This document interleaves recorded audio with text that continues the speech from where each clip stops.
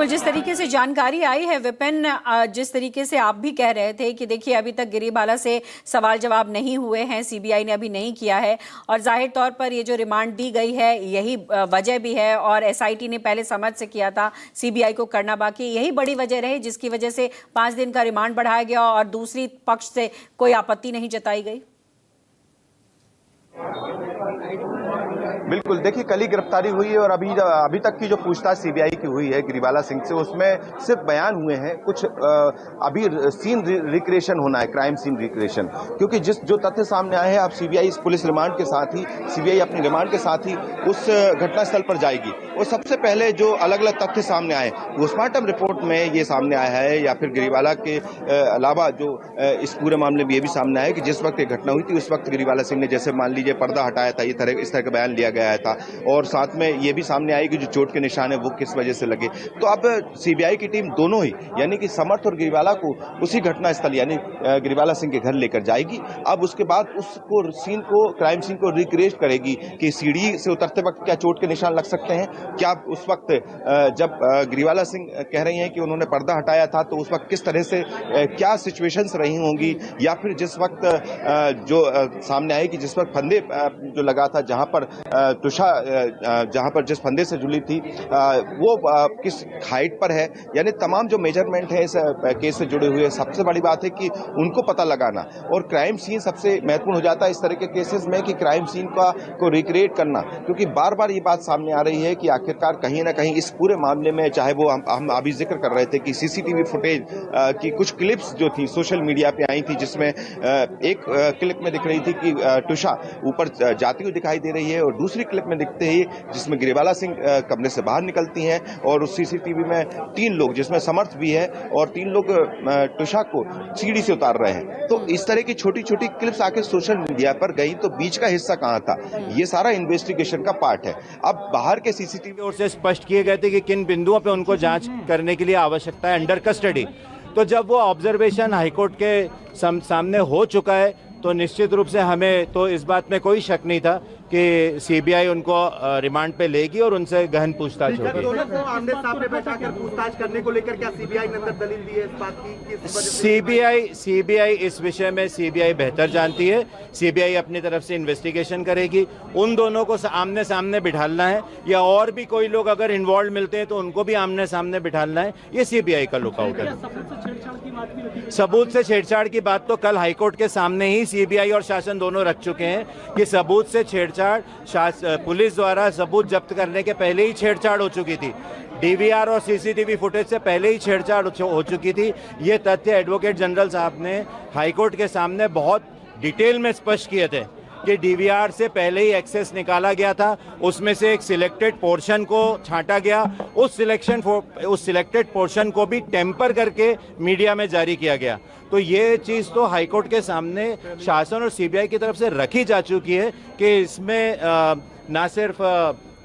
तथ्यों के साथ छेड़छाड़ हुई है, बल्कि सीबीआई की तरफ से ये तथ्य भी माननीय न्यायालय के सामने रखे गए थे कि पहले पोस्टमार्टम के समय उनको ऐसा पूरा भरोसा है कि इन्फ्लुएंस किया गया था और उस इन्फ्लुएंस के संबंध में भी गिरिबाला की अंडर कस्टडी इंट्रोगेशन की जरूरत है। ये बात सीबीआई की ओर से माननीय उच्च न्यायालय के सामने स्पष्ट रूप से रखी गई। तो कहीं ना कहीं जो परिवार पहले से शंका जाहिर कर रहा था, वो सारी चीजें कहीं ना कहीं डायरी में थी और वो सारी चीजें एडवोकेट जनरल साहब ने पॉइंट आउट की है, सीबीआई के वकील ने पॉइंट आउट की थी हाईकोर्ट के सामने। तो अब हमको भी ये पूरा भरोसा है कि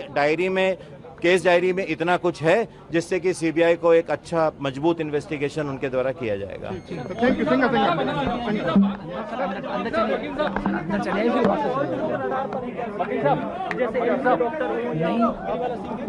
मैंने आपको ये बताया है, जो मेरी फर्स्ट के सामने ही सीबीआई के द्वारा ये तर्क रखा गया था कि पहले पोस्टमार्टम में इन्फ्लुएंस होना कि पूरे उनको आशंका है और इसलिए उस संबंध में भी गिरीबाला से अंडर कस्टडी के इंट्रोगेशन की जाने की जरूरत है। ये सीबीआई ने तथ्य माननीय उच्च न्यायालय के सामने रखे थे। बाकी मैटर अब सीबीआई के पास है, उनको हमें पूरा भरोसा है कि वो एक अच्छा इन्वेस्टिगेशन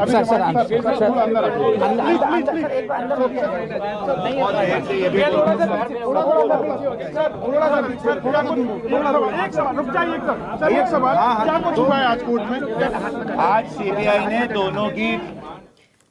तो जानकारी जिस तरीके से वकील की तरफ से आ रही है उससे ये स्पष्ट लग रहा है कि सीबीआई ने जो रिमांड लिया है अब उसमें तेजी आएगी इन्वेस्टिगेशन में। विपिन, आप जिस तरीके से बातों को बता रहे थे और कहीं ना कहीं वही बिंदुओं को अंकित किया गया है कि जो अब सीबीआई को रिमांड मिला है उसमें जिस तरीके से सवाल उठ रहे हैं कि टैंपर किया गया है सबूतों के साथ, बहुत सारे ऐसे गवाह हैं जिनको बिठाकर आमने सामने सवाल किया जाएगा। तो ये जो 5 दिन हैं उसमें सीबीआई किस तरीके से प्लान करेगी अपना पूरा एक्शन और किस तरीके से पूछताछ को आगे बढ़ाएगी?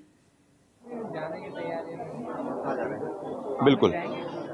सबसे पहले सीबीआई अभी समर्थ और गिरीबाला सिंह से सबसे पहले अपनी इन्वेस्टिगेशन में अलग अलग पूछताछ करेगी और इसके बाद दोनों को साथ में बिठा कर भी पूछताछ की जाएगी और उस बयान को भी मिलान किया जाएगा। वीडियोग्राफी करेगी कि कहीं कोई मिसिंग तो नहीं है, जिस वक्त घटना हुई थी उस वक्त क्या क्या हुआ था, उस दिन क्या क्या हुआ था, वो सारी चीज़ों को सीबीआई अपने वीडियोग्राफी में रखेगी, बयानों में उसको लेगी और साथ में जब ये बयान हो जाएंगे इसके बाद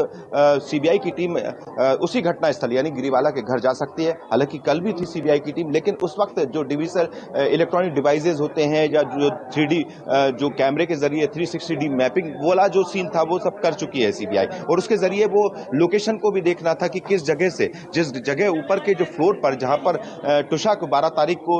जहां पर टुशा फंदे से लटकी मिली थी उस जगह से कौन कौन सी जगह पास है या कोई आस पड़ोस का लोग है वहां से क्या उन्होंने कुछ देखा उस वक्त रात के वक्त, ये भी इन्वेस्टिगेशन का पार्ट है और उससे पता भी चल जाएगा कि वहां क्या हुआ था। साथ में इसके बाद जब दोबारा जब घर लेके जाएगी सीबीआई की टीम तो जो बयान सीबीआई के सामने गिरीबाला सिंह और समर्थ के द्वारा दिए जाएंगे उनको भी वहां पर सीन रिक्रिएशन में लाएगी। क्राइम सीन रिक्रिएशन में वो देखेगी कि जो बयान दिया गया था कि जिस वक्त सीढ़ी से चढ़ के गई, यानी जैसा कि टुशा के घर वालों का आरोप है कि जिस वक्त करीब 9:41 पर एक कॉल आया था टुशा का, जब उस वक्त बातचीत हुई थी टुशा की अपनी मां से, उस वक्त पीछे से समर्थ की चिल्लाने की आवाज आ रही थी। ये सारे बयानों को भी लिया जाएगा जो कि टुशा के परिवार वालों ने रखे थे। इसके बाद 10:31 के आसपास एक कॉल फिर से टुशा के परिवार वालों की तरफ से जाता है गिरीबाला के नंबर पर, तब उनसे कहा जाता है कि शी इज नो मोर, यानी तब जो सूचना दी जाती है कि वो नहीं रही। तो एक और ये सारी जो सवाल है समय विपिन, जो दिया गया अभी जिस तरीके से बयान आ रहा था वकील का, उन्होंने कहा कि डीबीआर के साथ छेड़छाड़ की बात कही गई और ये कहा गया कि सिर्फ वही विजुअल्स दिखाए गए जो दिखाने थे, बाकी वहां से हटाया गया है पोर्शन। इसको भी इन्वेस्टिगेशन का पार्ट माना गया है? बिल्कुल मैंने अभी बताया ना कि जो 2 क्लिप सोशल मीडिया पर सामने आई थी वो जिसमें टुशा ऊपर जाते दिखाई दी थी और नीचे जब उसको लेके जा रहे थे जिस वक्त उसकी मौत हो चुकी थी, तो वही सोशल मीडिया पे डाले गए जिस बात का हम खुद ही दिखाने की कोशिश कर रहे थे, अभी बात कर रहे थे। उस बात को वकील ने भी यहाँ सामने कहा गया है कि उसको भी एविडेंस के तौर पर माना गया है कि बाकी के क्लिप कहाँ थी, बाकी के वीडियो फुटेज के वो सामने नहीं आए। तीसरी बात है कि जो CDR बातचीत अगले दिन जिन लोगों को गिरीबाला सिंह ने कॉल किया था उसकी लंबी एक लिस्ट है। आपने जितनी जानकारी दी जाहिर तौर पर वो जानकारी ही है जिसकी एक तरीके से कहे सीबीआई उसी लाइन लेंथ पे काम करेगी अगले 5 दिन तक। बहुत बहुत शुक्रिया विपिन आपका। चलिए अब हेडलाइंस का रुख